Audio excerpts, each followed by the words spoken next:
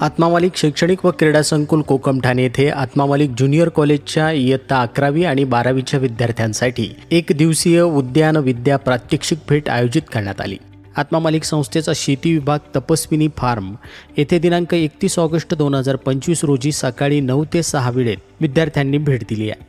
इयत्ता 11वी व 12वीसाठी हॉर्टिकल्चर हा व्होकेशनल विषय आहे। त्या अंतर्गत प्रात्यक्षिक भेट आयोजित करण्यात आली असून या विषयाचा अभ्यास फक्त वर्गामध्ये बसूनच न करता प्रत्यक्ष शेती मशागतीपासून पीक काढणी, मळणी, पोस्ट हार्वेस्ट टेक्नॉलॉजी या सर्व विषयांचा अभ्यास विद्यार्थी आता प्रत्यक्ष कृतीद्वारे व अनुभवाद्वारे शिकणार आहेत।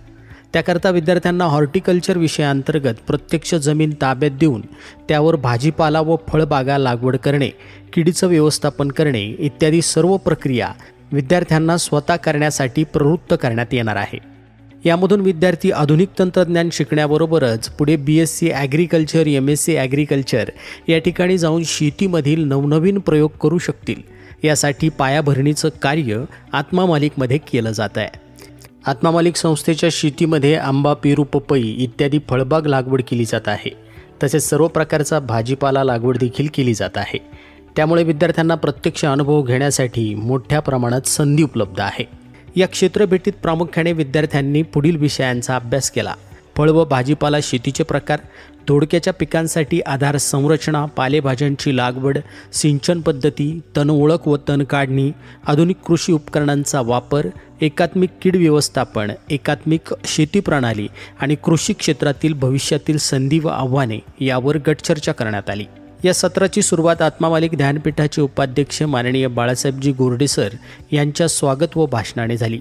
त्यांनी विद्यार्थ्यांना मार्गदर्शन केले व प्रत्यक्ष ज्ञान आत्मसात करण्यासाठी प्रोत्साहित केलं। मंगेश महाले सर यांनी दिवसभर विविध प्रात्यक्षिकं दाखवून प्रत्येक प्रक्रिया समजावून सांगितली व विद्यार्थ्यांना प्रत्यक्ष करून पाहावे यासाठी प्रोत्साहन दिलं।